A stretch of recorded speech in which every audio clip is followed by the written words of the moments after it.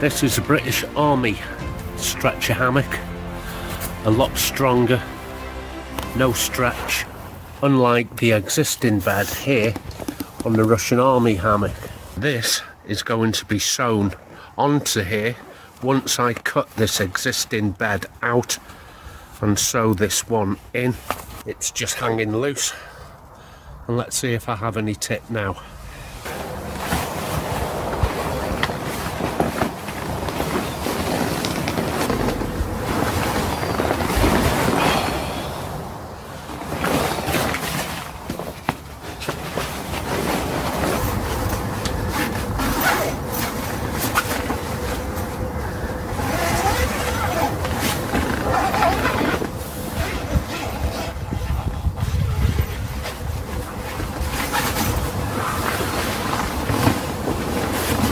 That's the fix. The actual bed is terrible on the original. And the British Army stretcher hammock is awesome and waterproof, unlike this bed here, which is the existing bed.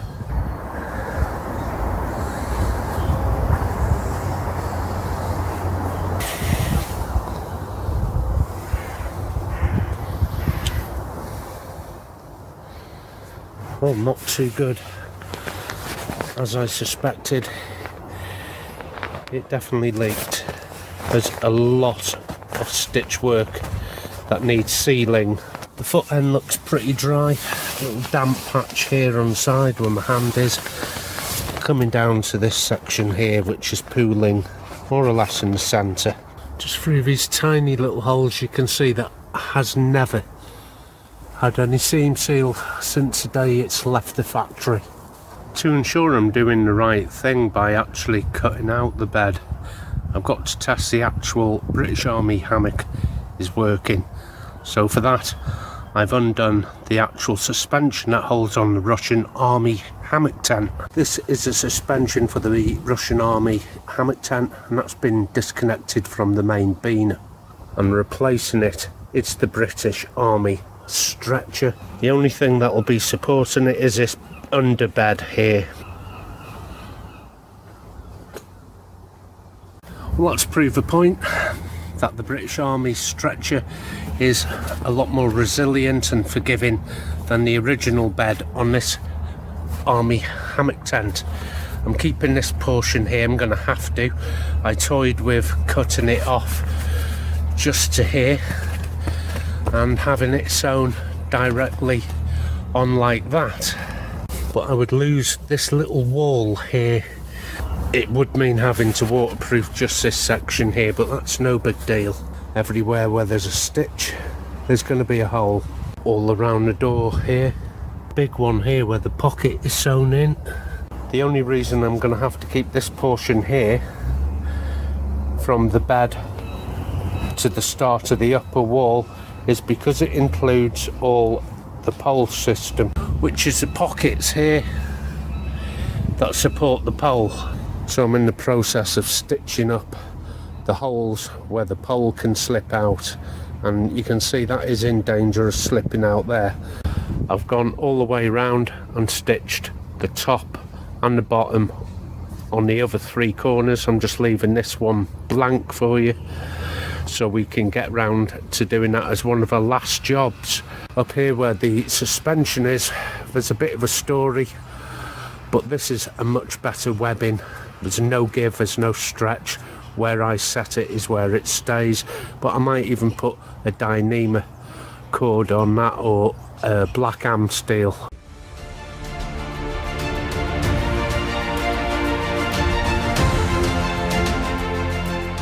And the suspension is tied in a very simple double bow knot here, nothing more complicated than that. I've just come through with the two tapes. I make a loop in that hand and that hand, but without the overhand knot. No overhand knot.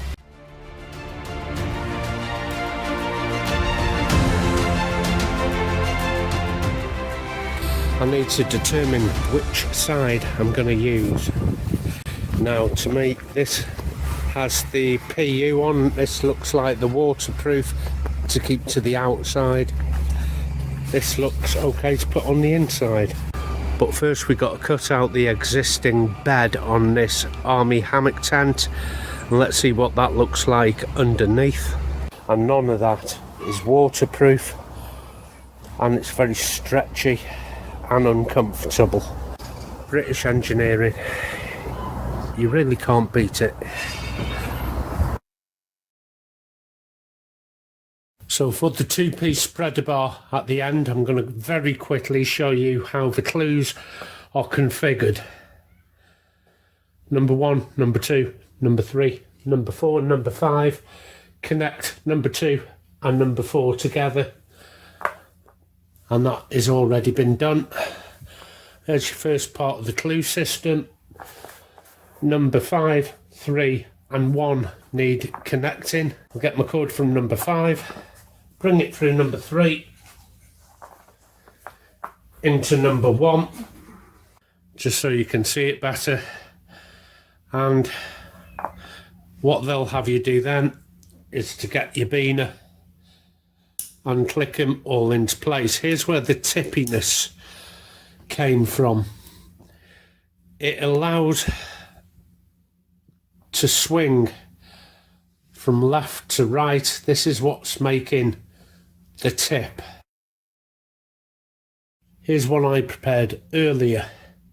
It's the very same line, just doubled, that went from 5 to beaner, 3 to beaner, beaner to 1. Only this time I've just gone 5 and 1. And here's the crucial bit: the length of these to this point here and this point here to here has to be identical.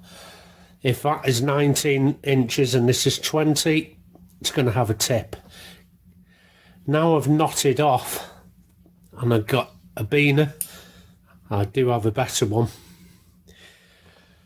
I can tie into there, and that has reduced a lot of the tip.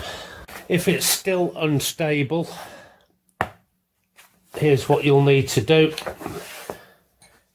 is to remove the bar, the spreader bar, and only use number 5, number 1, and connect in.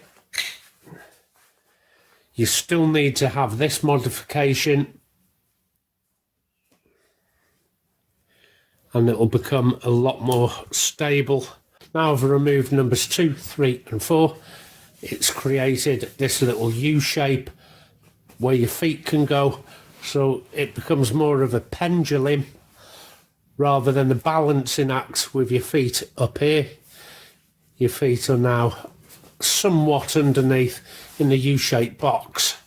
But I am going to take this bed off and sew on a new one. This isn't waterproof at all. That needs waterproofing, that needs sealing. And I'll be keeping this piece here, which is the webbing. Look how easy these little scissors went through that. That's crazy. It's not even ripstop. Well, there's no going back now.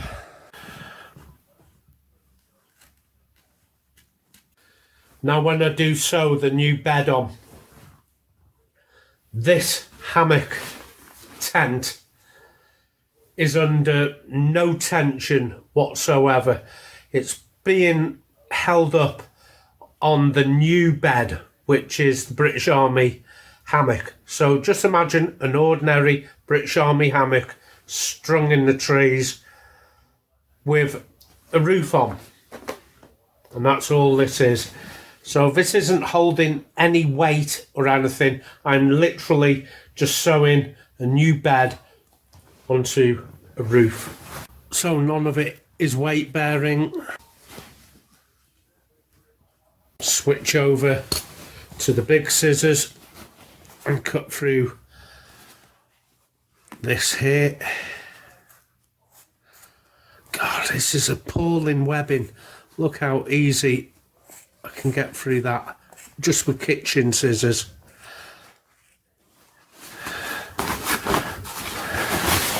That's terrible. Not only non-stretch, but fully waterproof, so when it does go into its tent configuration, it can go straight on the ground without any permutation from the ground inwards. Fingers crossed. So that's the existing bed been removed on the left, and the one on the right is one we're putting on now. Hopefully it'll be a near enough fit. The British Army hammock stretcher. This one had far too much stretch in it, too heavy, couldn't utilise it. With this I just have one or two little bits to remove, mainly the tapes here at the end.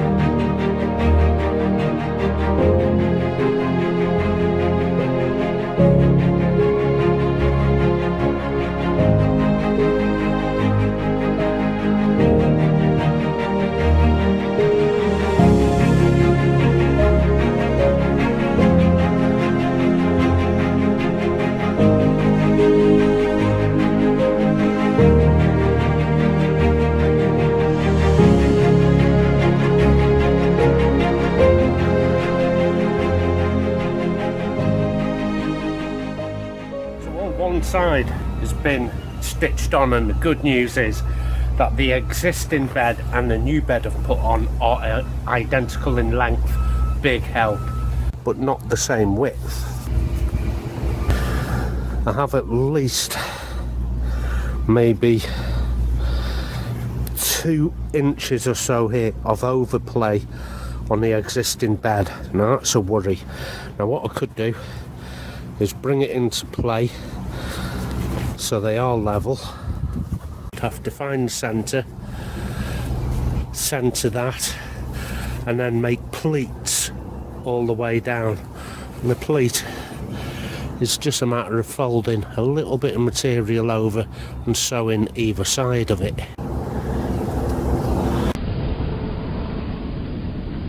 It's far wider than the existing bed, and I could now chop this bit off and see if that would help, because this bit here is not waterproof anyway, so I'd have ended up stitching the actual waterproof material to the actual new bed, and that would work.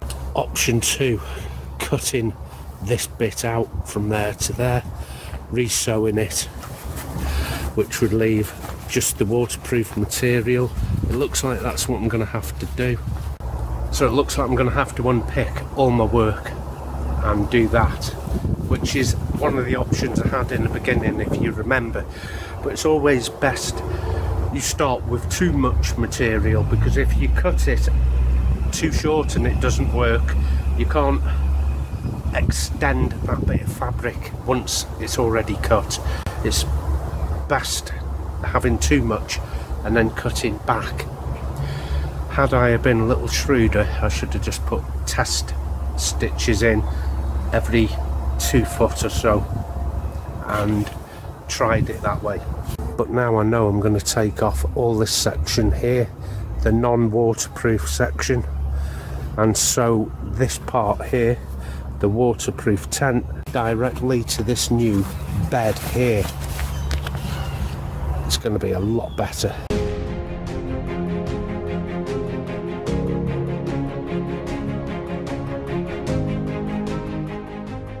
So what I've done is use tacking stitches all the way along here, so I know it's going to fit. Now it looks like this is going to be a little long. I don't know how that's happened, so I'm going to use some pleats. So I have a tacking stitch here and here and here. You can see this bit of baggy excess. The next stitch is in between that, and in between that, and in between that, and that will automatically pleat itself until hopefully it's all sewn all the way along. This bit requires a sewing awl because this fabric is a little thicker.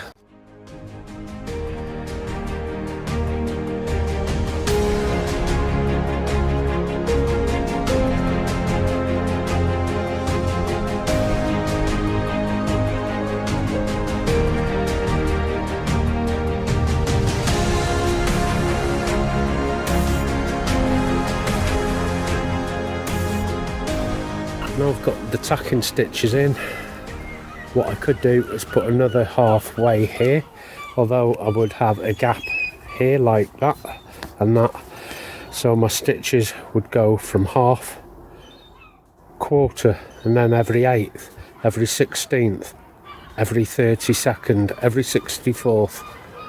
It's a way of making things fit. That's a little long. Another way is like this. With my sewing awl, I'm going to grab some fabric that's bigger than the stitch, about there, and then drag it all the way back to a small stitch. Let me just lock that off and I'll show you what's happened. Now when I pull tight, it's kind of created a pleat there, and all this is going to be seam sealed, the stitching and that gap there. On the reverse, that's how it's going to look. To keep the stitches straight, I'm going through this part of the stitch work here, and then the other side should be straight.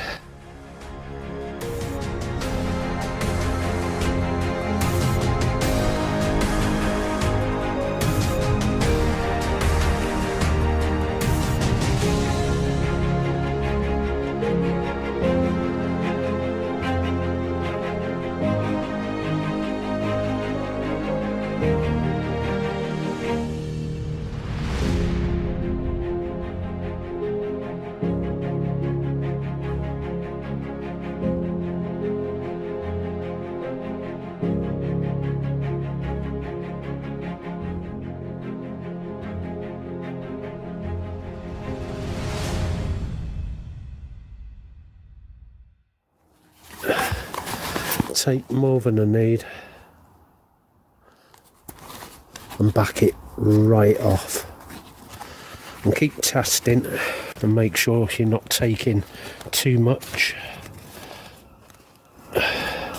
That's just about right, so I needn't do that anymore along here. I have pleats here, so let's have a close up of the pleats. They're the pleats. On the other side, nice and straight. The spreader bar between the two bits of tape onto the actual daisy chain. It goes around the tree, and all I would need to do for that is sew in just the end caps. So here's the existing bar bed here where you put your spreader bar and all the loops, and I could just take off these ends here and sew them directly onto here on the webbing, which I think is going to be a good option, but I don't know if it's going to work. Last night you can see I was toying with the option of putting the spreader bar loops here sewn onto the actual hammock tent itself, and it would exceed the width, and there's no problem with that. The question remains is how far does the bar need to sit back? The second option would be that the bar sits slightly away, and it's certainly going to be easier to sew, and I think the dynamics would work just like that.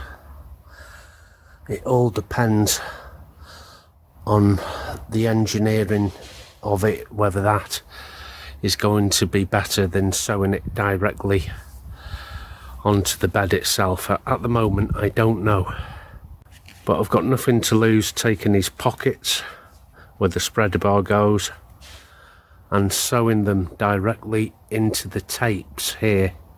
What it also allows for is the U-shape foot dip, so when my feet are in, it does go into a U-shaped dip here. From above, I get this kind of suspension, just like a suspension bridge, hence this being a bridge hammock, just because it allows for that foot dip, and that will take out any roll or tip. So I've gone with cutting the ends of the spreader bar tape off, one left, one for the right, and just sewing it straight onto the actual webbing. So I'm going to give that a go. So I've got two options and I'll see which is best.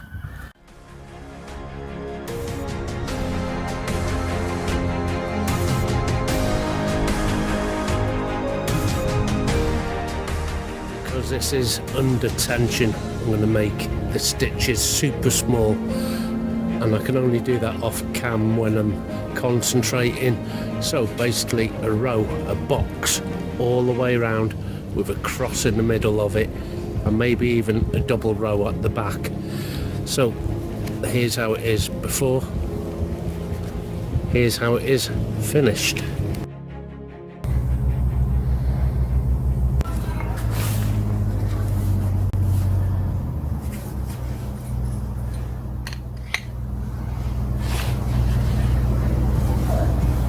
So I need to run some stitches above the bar and to the webbing so it holds in place, much like this.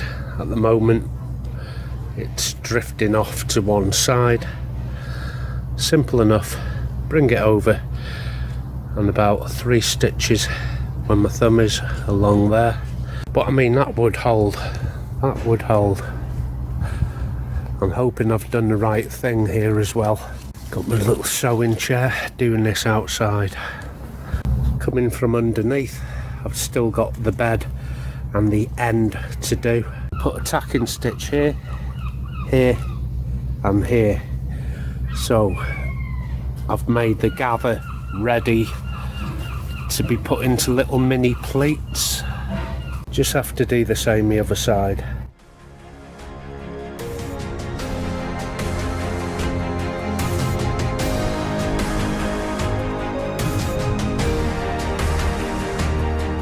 I am over the moon with that, really am. I'm just hoping it's going to work.